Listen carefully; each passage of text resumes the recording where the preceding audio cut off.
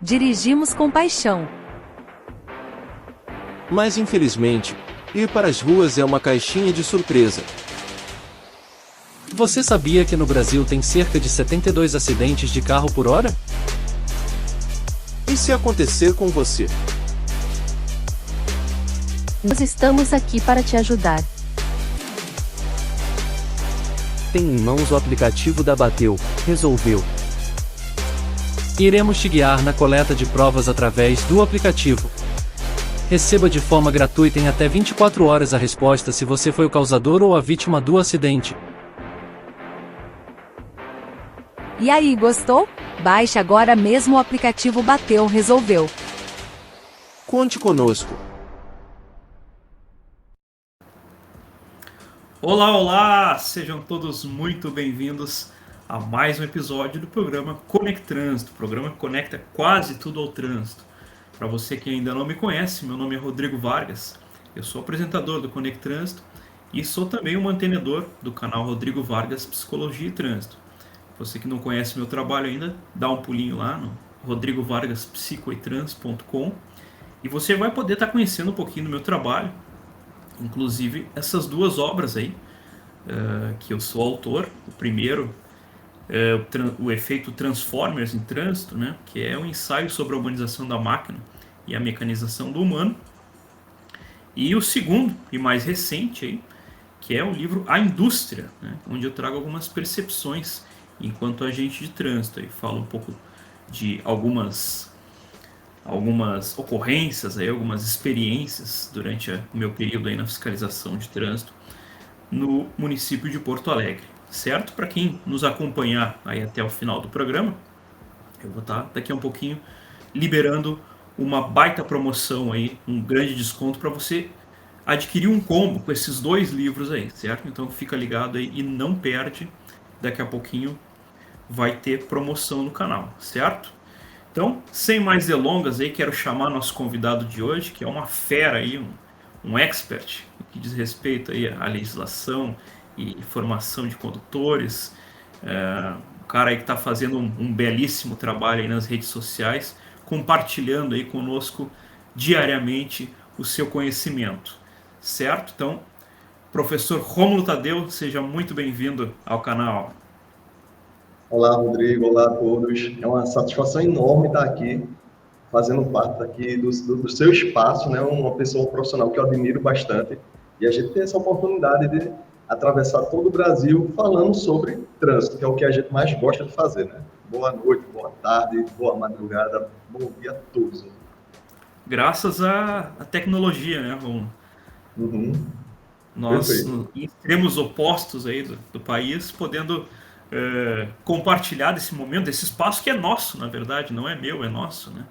É um espaço aí que eu tô tendo a felicidade aí tive a felicidade de ter criado aí e podendo agregar aí com convidados do mais alto gabarito aí, né, de grande experiência e grande conhecimento, né, o que tem me trazido muita satisfação, né, poder compartilhar desse conhecimento, né, desses convidados tão experientes, né, na área do trânsito.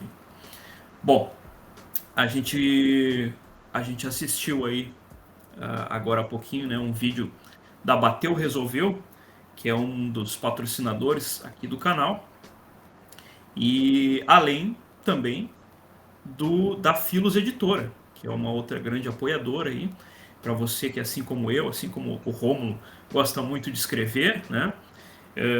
E tem um projeto engavetado de um dia publicar um livro, eu aviso, não feche negócio com nenhuma outra editora sem antes conhecer o trabalho da Filos Editora. Dá uma olhadinha aí. A Filos Editora é uma editora independente, um selo editorial independente. Estamos atuando por volta de 4 anos e meio no mercado literário, auxiliando novos autores a se lançarem e produzindo livros físicos a baixo custo. A nossa sede editorial fica em Cerqueira César, onde eu moro, uma cidadezinha no interior do estado de São Paulo, e nossa sede gráfica fica em São Paulo, aqui mesmo, na capital devido à logística, mas entregamos para o Brasil todo, inclusive para países de fora, como Angola, Portugal, Espanha e assim por diante. Filos, projetando pensamentos.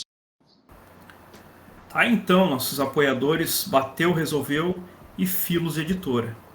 Então, sem mais delongas, aí, vamos conhecer um pouquinho da história aí do professor Rômulo no nosso primeiro quadro, que é o Conectando os Pontos, né? Quadro onde os nossos convidados... Ué, cadê a vinheta? Não rolou a vinheta. Não temos vinheta hoje.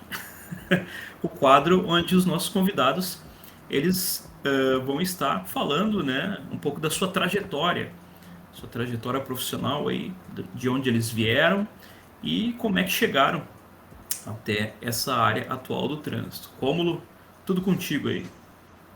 Bem, a minha experiência profissional nessa área de trânsito começou em 2005, quando eu fui aprovado no concurso público do Detran no meu estado, que é Pernambuco. Eu moro em Vitória de Santo Antão, no interior de Pernambuco, fica a 50 quilômetros da capital, Recife.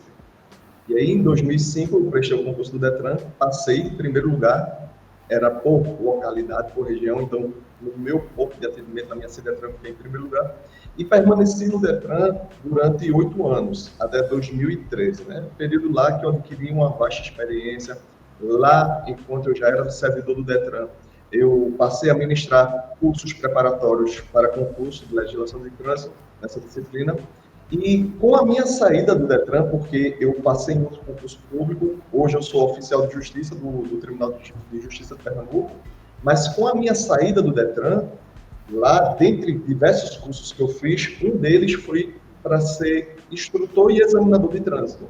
Então, eu pude aproveitar esse curso de instrutor teórico de trânsito e, por não mais ter vínculo com o Detran, eu passei a ter vínculos com CFCs, com as autoescolas.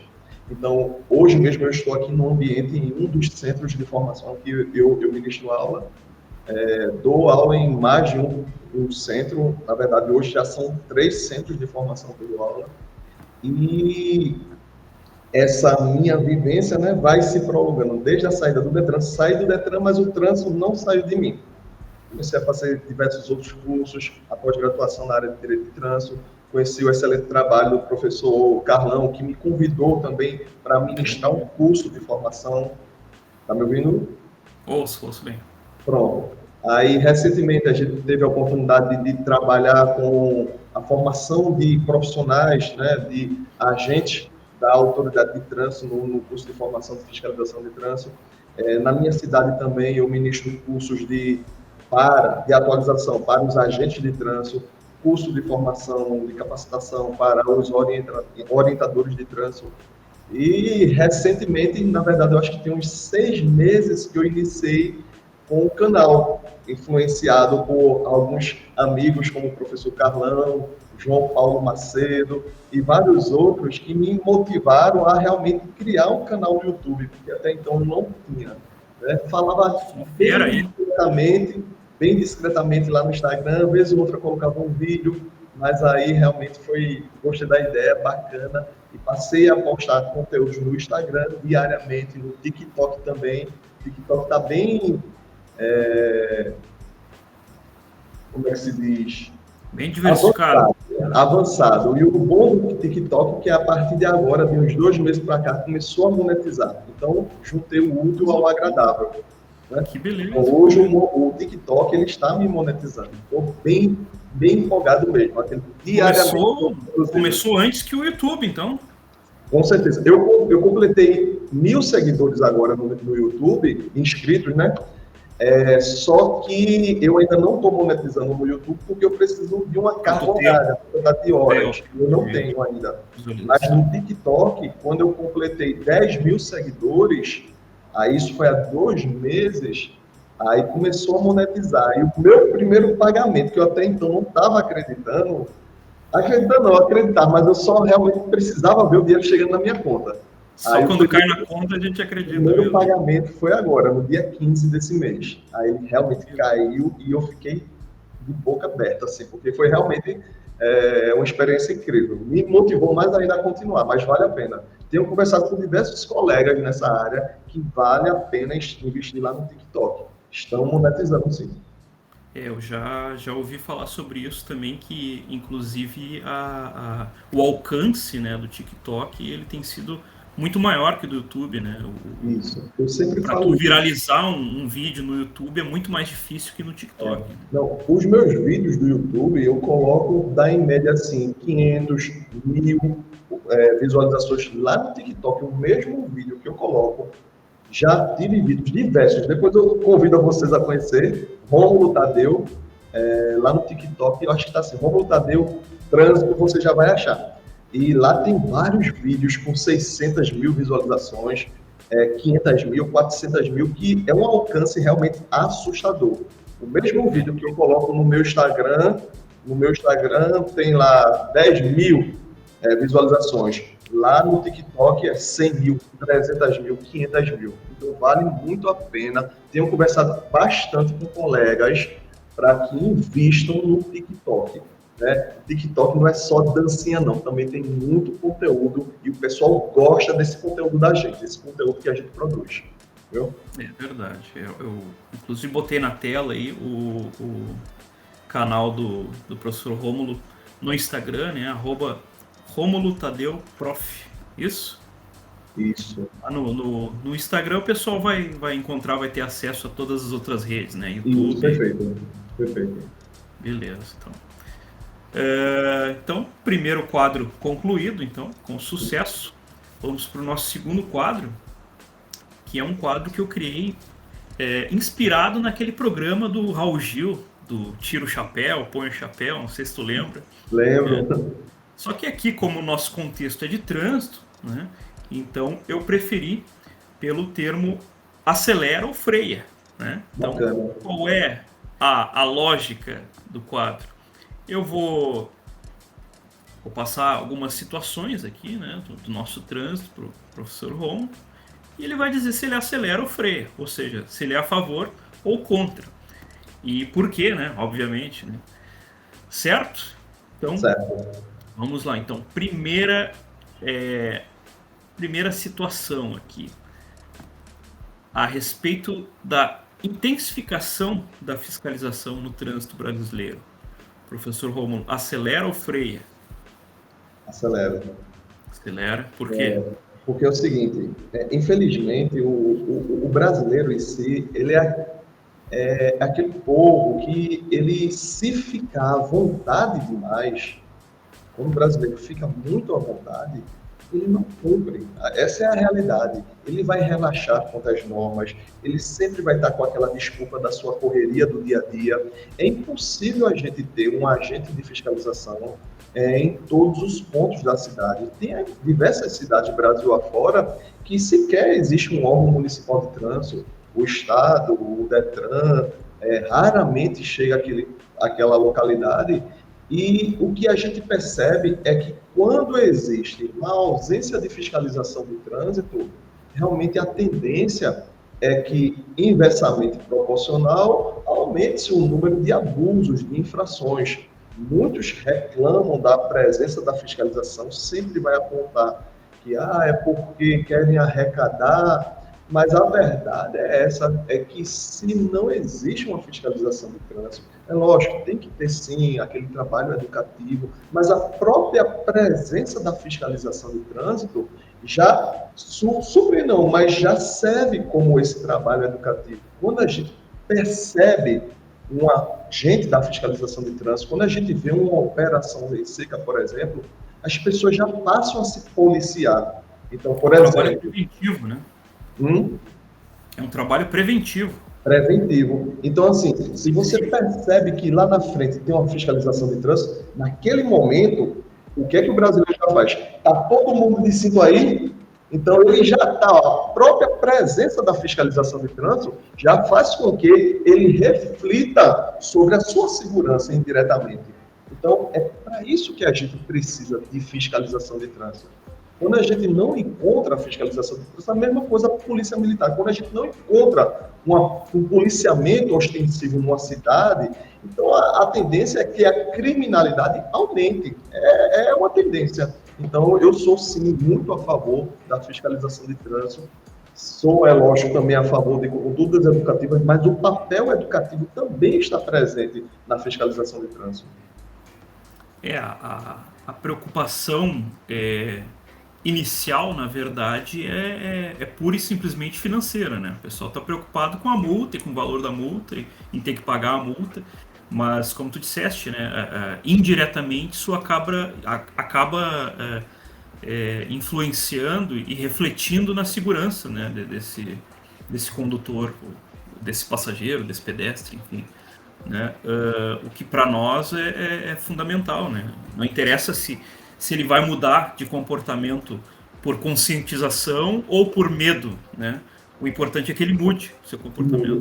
Eu sempre falo assim, que aquele condutor que sai, eu sempre falo isso para meus alunos, aquele que sai de casa logo cedo, dentro de um bairro, para ir a uma padaria, por exemplo, comprar um pãozinho, e ele sai tão apressado e acaba esquecendo o capacete.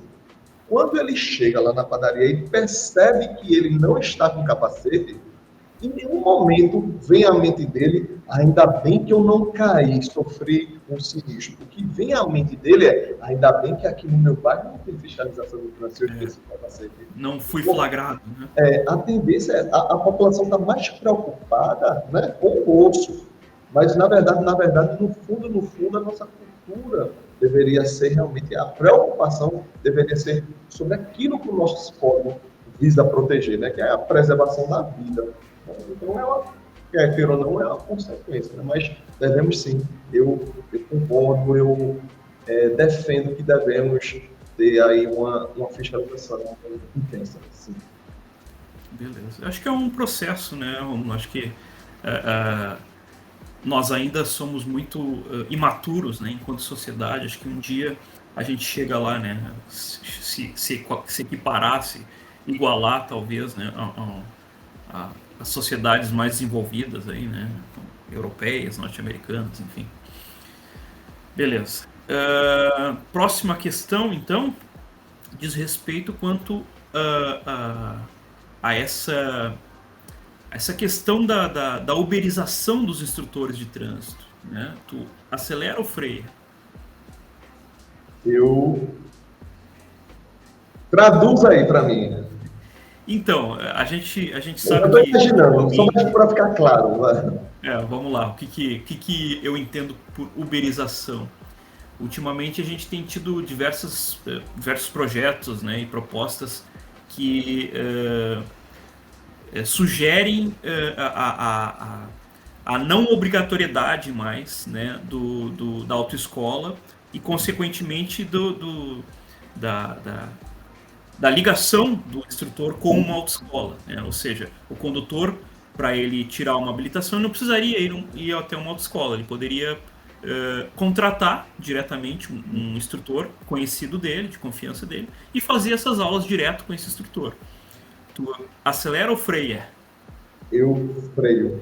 Veja só, é muito polêmico isso, mas é o seguinte, inclusive, caso isso venha realmente a acontecer, eu espero que não aconteça, mas eu já teria, assim, eu e diversos outros profissionais, colegas que trabalham nessa área, já teríamos o nosso plano B. Na verdade, o nosso plano B, assim que começou a debater esse tema, eu já comecei a providenciar, sabendo que existiria a possibilidade de não mais, né, na verdade, se tornar opcional essas aulas teóricas.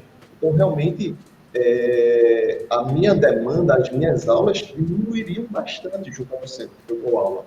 Então, o que foi que eu fiz? Já no final do ano passado, eu preparei um curso, né, que eu chamo até de checkmate, que é de resolução de questões. É um curso bem bacana, tem ajudado bastante pessoas a passar na prova do Detran, mas o objetivo desse meu curso é fazer com que aquele aluno passe na prova do Detran.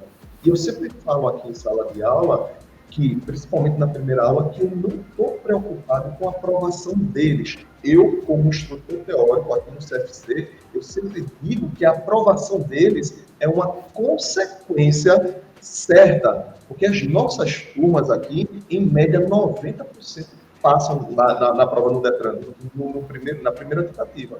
Então, eu já tranquilizo eles, dizendo que 90% ali vai passar, e eu não tenho essa preocupação com a aprovação dele, porque isso para mim já é certo. A minha preocupação vai ser como ele irá se comportar no trânsito.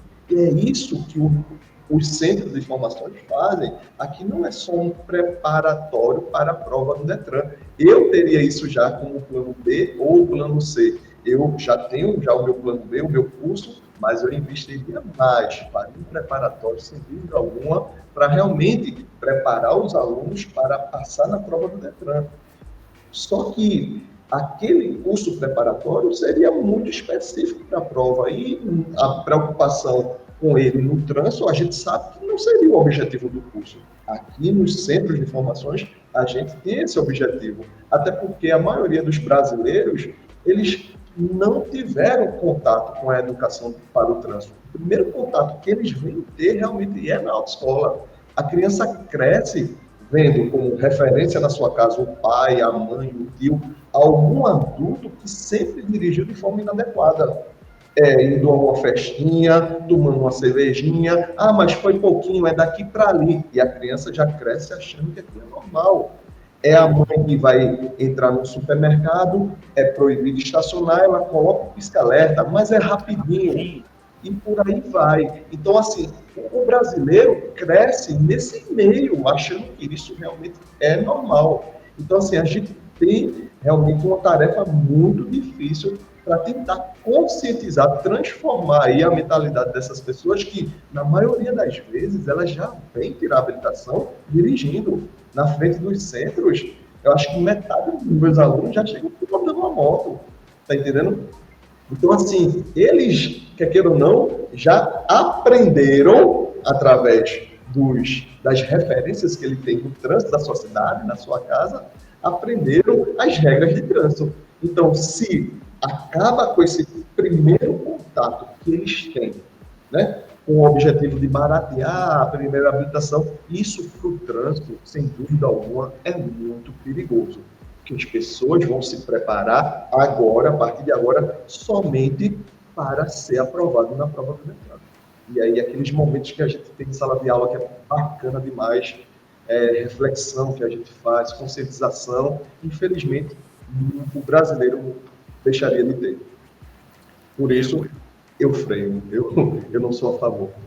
Inclusive... É o barato que pode acabar sendo caro, né? Isso. A que preço a gente vai pagar por baratear o processo de habilitação, né? Sendo que tem tantas outras formas, né, de se baratear esse processo, como retirada de taxas né, enfim, ou tantos outros penduricários, né? Mas concordo plenamente contigo. Beleza, então vamos para o nosso último quadro aqui, então, que é O Povo Quer Saber, né? Quadro que está movimentando aí o meu WhatsApp aí, através da minha lista de distribuição, o pessoal enlouquecido aí a semana inteira mandando perguntas para o professor Rômulo respondê-las aí, certo? Então vamos para a primeira pergunta, que vem lá de São Paulo, que é do Angelison. Ele pergunta o seguinte: ele percebe que o número de acidentes está crescendo cada vez mais por negligência do condutor no uso da seta de direção. Ele gostaria de saber, então, se já existe um projeto ou uma resolução com leis mais duras, né, mais severas para esse tipo de infração. Ótimo. De fato, não apenas essa questão da seta, mas o comportamento do condutor em si, né? Suas condutas imprudentes, negligentes, né? Imperidas, que realmente vem contribuindo para os chamados sinistros de trânsito. Por exemplo, eu percebo na minha localidade diariamente um abuso, um excesso quanto ao avanço do sinal vermelho. Então, assim, o avanço do sinal vermelho hoje já é considerado como uma infração de natureza gravíssima. A questão da seta, que realmente é também um problema que contribui sem dúvida alguma, principalmente nos grandes centros urbanos, para os sinistros, é considerado uma infração de natureza você deixar de sinalizar com antecedência, seja através da luz indicadora de direção, que é a seta, ou mediante um gesto convencional com o braço. E é possível, mas eu não aconselho, eu não coloco em risco a tua segurança, mas é possível sim também. mas é considerado uma infração de natureza grave. Então, deixar isso mais severa seria, vamos transformar, tirar de grave para gravíssima. E a questão do avanço de sinal vermelho, que já é gravíssima, como é que a gente deixaria mais severo? Na verdade, na minha opinião, o que deveria existir seria realmente uma fiscalização mais intensa quanto a isso. Eu, particularmente, defendo bastante aqui na minha cidade que se coloque fiscalização eletrônica. Inclusive, quando eu faço um enquete lá, diversas vezes eu já bati nessa tecla e eu espero que realmente venha a acontecer. Inclusive, já conversei com o pessoal do órgão de trânsito sobre essa possibilidade. Eu sinto que isso vai vir. Mas, assim, na maioria dos cruzamentos aqui, o pessoal não respeita, avança sinal vermelho, porque realmente sabe que naquele ponto não tem fiscalização de trânsito. A fiscalização de trânsito, pelo menos na minha cidade, é pequena, o número de agentes é muito pequeno. Então, não tem como colocar um em cada localidade. Então, assim, por mais que aquela infração tivesse previsto uma punição mais severa, não adiantaria colocar uma infração gravíssima com agravante de 10. Ele vai pagar R$3.000 no valor daquela multa, mas de que vai adiantar se ele tem a certeza que não tem fiscalização eletrônica? É a mesma coisa a questão da embriaguez ao volante. Naquela cidadezinha do interior, em que a sociedade, a população sabe que não tem fiscalização de trânsito, então, o camarada ele vai sair da sua casa, ele vai pro bar, ele vai voltar para casa dirigindo, porque ele sabe, a multa poderia ser R$10.000, mas ele sabe que não tem quem fiscalize. Está entendendo? Então, em algumas regiões do Brasil é muito comum a questão da viseira levantada. Mas se você for observar, às vezes até a própria fiscalização de trânsito está com a viseira levantada. Então, a própria polícia, né? A própria polícia. Então, assim, é necessário que exista um trabalho, porque se, pelo menos na minha localidade, se toda vez que alguém tivesse com a viseira levantada e realmente a fiscalização batesse em cima, mas o que eu percebo é que em certas cidades, se for autuar quem está com a viseira levantada, ou se for autuar quem não usa a seta, então vai acabar o talonário em meia hora.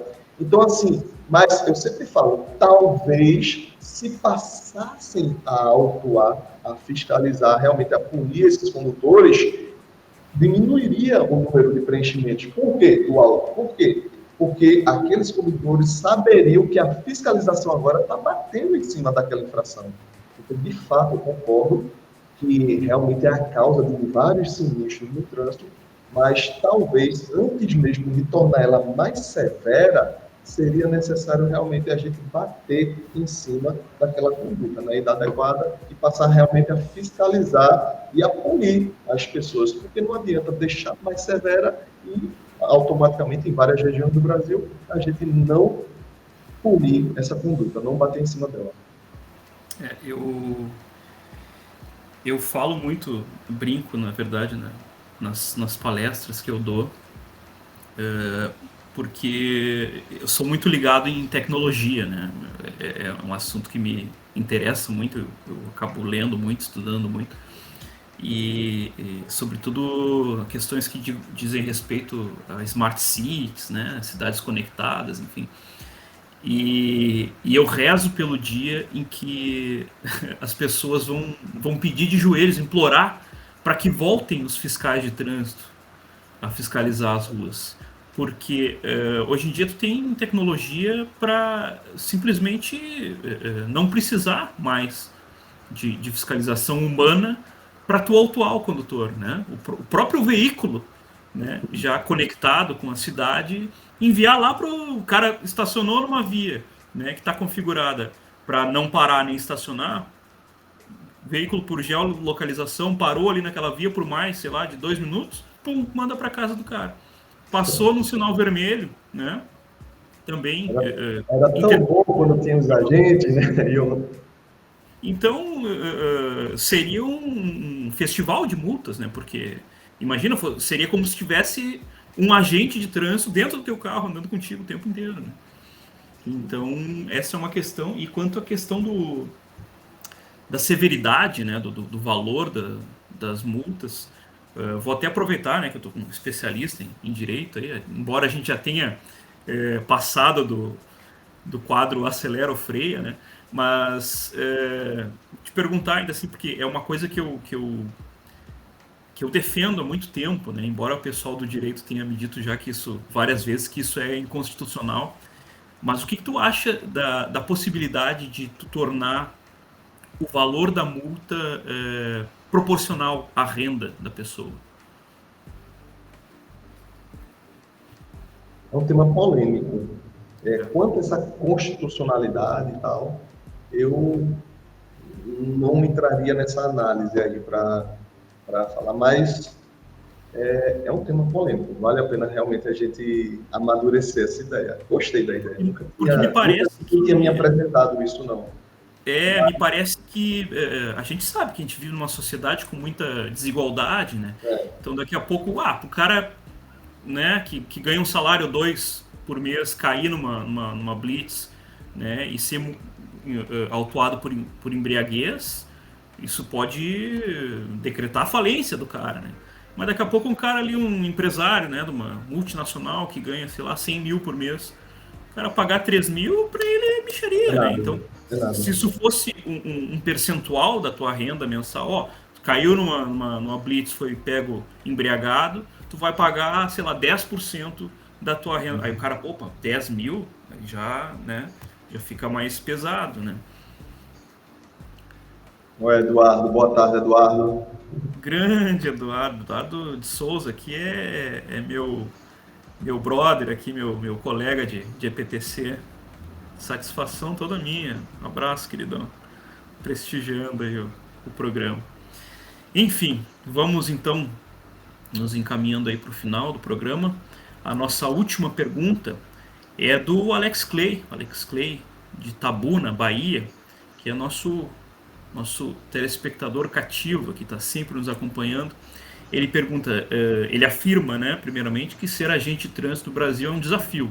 Isso nós não temos dúvida, né? E então ele pergunta, diante da falta de educação ou até mesmo de conhecimento dos condutores, o que tu acha? Realmente, eu até, uma vez, a gente até tratou sobre esse assunto, falando que a função, o trabalho do agente de trânsito, do agente da autoridade de trânsito, eu acredito que é uma das mais odiadas pela sociedade. Aquele que estacionou em local proibido, aquele que avançou um sinal vermelho, estava ao celular, ele sempre vai procurar uma desculpa, um culpado, e sempre vai dizer, não, mas só porque eu fiz isso e foi rapidinho. Estava todo mundo fazendo, né? Esse guarda sem coração. E agora vocês estão fazendo isso, estão removendo o veículo só porque... Então, assim, sempre vai colocar a culpa dos seus erros, das suas falhas em alguém, vai procurar alguém. É lógico, com certeza tem aquele que faz, não, realmente eu cometi, isso até serviu de alerta, quer queira ou não, a segurança do meu filho, eu vou colocar ele numa cadeirinha. É isso que visa o CTB, preservar vidas. Então, assim, mas o que infelizmente acontece é que quando tem um agente de trânsito, por exemplo, removendo um veículo do trabalhador, então gera-se aquela polêmica, aquele conflito. A primeira coisa que o camarada faz é pegar o celular e começar a filmar, e todo mundo começa a jogar pedra. Eu já me deparei com situações que eu vi praticamente o agente de trânsito apanhando lá da população, porque o agente de trânsito... Papagaio de pirata, né? Cumprindo o seu papel. Foi que eu até fiz um conteúdo lá no meu canal sobre o carrasco, né? O agente de trânsito. Tô compartilhando na tela aqui já.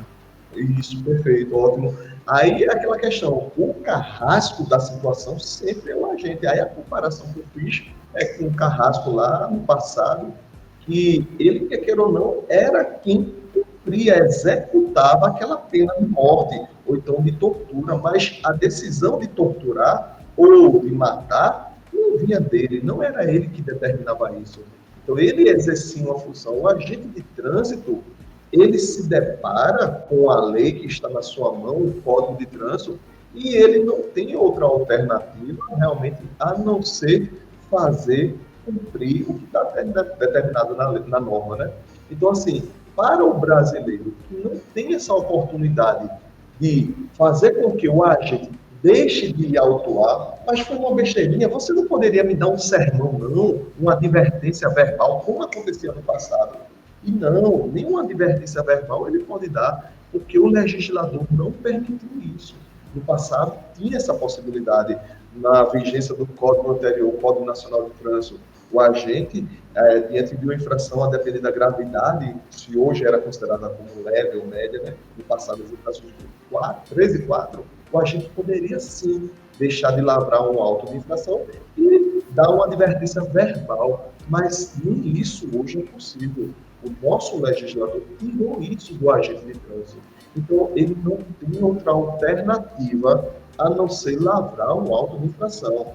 Pode ser a mãe dele, pode ser a esposa dele, se cometer uma infração e ele deixa de lavrar, ele pode, inclusive, correr aí no crime, conforme o caso, de prevaricação. Então, por mais que se sensibilize com aquela situação, eu sempre falo, se está todo mundo jogando pedra no agente porque ele está removendo o veículo, porque está com licenciamento atrasado, porque todo mundo não faz uma vaquinha. Eu acho que até o próprio agente de trânsito iria, assim, tirar um dinheirinho lá do bolso, fazer uma vaquinha e, naquele momento, quitar o débito. Mas ninguém faz isso. É mais fácil encontrar o carrasco, o agente de trânsito. Então, assim, é muito difícil mesmo hoje ser agente de trânsito no Brasil, porque o próprio político que cria a lei, né, que quer queira ou não, está representando os nossos interesses, né, o interesse da sociedade, a nossa vontade. O próprio político que escreve a lei, se ele cometeu infração, se ele tiver a oportunidade, ele vai também criticar o agente de trânsito, por o agente de trânsito estar fazendo aquilo que ele determinou.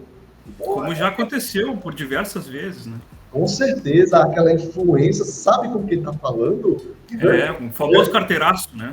A carteirada, ele pode até, você pode ser transferido não sei para onde, mas assim, é muito complicado, né? A função do agente de trânsito realmente é desvalorizada, muitas vezes, pelos órgãos.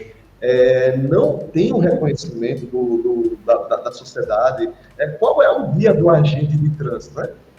Muitas pessoas não sabem, muitos agentes de trânsito não sabem qual é o dia do agente de trânsito. Por quê? Ninguém chegou para ele assim, parabéns pelo seu dia, a gente tem orgulho do seu trabalho. E deveria ser assim, a gente deveria ter essa cultura. Enaltecer essa pessoa é realmente uma atribuição tão fundamental. A função do agente de trânsito para as nossas vidas, para a fluidez do trânsito, para preservar a vida das pessoas, deveria ser enaltecida e não desvalorizada, como infelizmente ela é hoje. Eu tenho um trecho de uma palestra que eu gravei, inclusive, que chama Quem Cuida de Quem Cuida de Nós. Que é uma palestra voltada assim, mais à questão da saúde mental, né? Não só dos agentes de trânsito, mas trabalhadores como um todo, né? E eu faço uma relação do salva-vidas, né? O guarda-vidas, o bombeiro, enfim, e o médico também, né? Que são profissões muito prestigiadas, né? Muito bem quistas, né? Pela sociedade, né? Tanto que quando a gente sai de férias, vai para a praia, né? Quando está procurando ali um lugar na areia para se acomodar a sua família, os lugares mais disputados são em torno da guarita ali, da casinha do salva-vidas, né? Porque todo mundo se sente seguro, protegido, né? Vigiado. E da mesma forma, quando alguém da nossa família, um filho, né? O nosso cônjuge passa mal, a gente vai até o hospital, até o pronto-socorro, enfim, para ter um atendimento. A gente quer ser atendido o mais rápido possível, né? Porque o médico, né, vai trazer a solução para o nosso problema, né? Agora eu faço a seguinte reflexão. E se esse médico ele tivesse a possibilidade de te autuar caso tu tivesse alguma conduta que agravasse a tua situação de saúde, né? Por exemplo, tá fumando demais, bebendo demais, muita carne gorda, vou te autuar aqui, né? Da mesma forma o salva-vidas, né? Se ele tivesse a possibilidade de, né, assim que ele apitasse lá para a pessoa que está em situação de risco dentro da água, né, está fazendo alguma coisa arriscada, e essa pessoa não obedecesse, né, não saísse da água, enfim, se ele pudesse remover essa pessoa e revogar o direito dela de se banhar pelos próximos 12 meses. Será que esses profissionais seriam tão benquistos, né, tão prestigiados pela sociedade? Né? Com certeza não. Mas, infelizmente, né, o nosso bate-papo aqui está chegando ao final, já passamos dos 40 minutos, né? O tempo voa quando a gente se diverte. Poderia tranquilamente ficar o resto da tarde, noite adentro, aqui falando com o Rômulo, porque é uma fonte inesgotável de conhecimento. E queria te agradecer mais uma vez o aceite aí, Rômulo, e, por favor, deixa tuas considerações finais aí para a nossa audiência. Pois é isso, Rodrigo. Eu que agradeço aí a oportunidade de estar participando aqui com vocês. Para mim, sempre que eu tiver uma oportunidade para falar sobre trânsito, então aí realmente a gente vai, sem dúvida alguma, aproveitar esse momento e tentar levar o máximo de informações, nosso ponto de vista, o pouco do conhecimento que a gente tem, levar para outras pessoas. A gente percebe muito isso nas redes sociais, muito diariamente eu tenho percebido as pessoas assim agradecendo, eu não sabia dessa regra, que bacana.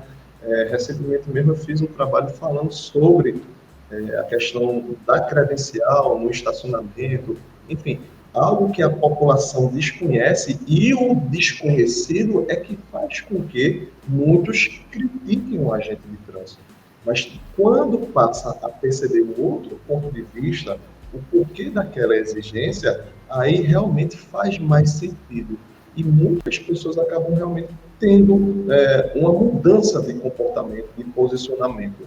Deixa até de atacar, de jogar pedra, né? Então, sempre que a gente tiver essa oportunidade, a gente realmente vai levar para onde for, o Brasil afora, essas informações, esse nosso assunto que a gente gosta diariamente de estar falando, que é sobre trânsito. Então, por isso que eu agradeço a oportunidade, mais um canal que a gente tem para ir realmente levar ao maior número de pessoas aquele objetivo que a gente realmente tanto quer realmente passar para as pessoas.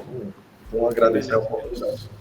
Deus queira que um dia a gente possa ver ainda, né, uma sociedade, pelo menos, se não aceitar, que pelo menos respeite, né, o trabalho desses profissionais que são os agentes de trânsito, trabalho tão importante, né, como tu mesmo disseste, para a nossa própria segurança. Né? A todos que nos acompanharam aí até o finalzinho, convido a voltarem no nosso próximo programa, né, que não é segunda que vem, porque segunda que vem é feriado, né, e eu também sou filho de Deus, né, já estou até trocando os horários do programa aí, né, Romulo? Fazendo confusão, estou precisando descansar um pouco. Então, na próxima segunda, né, sem ser a próxima, outra, dia 8/5, às 8h30 da noite, estarei entrevistando aí minha querida amiga Patrícia Araújo, né, ela que é outra expert aí no que diz respeito à mobilidade, né, consultora aí, direto de Niterói, lá no Rio de Janeiro. Certo? Então, muito obrigado a todos e até a próxima. Um abraço. Um abraço.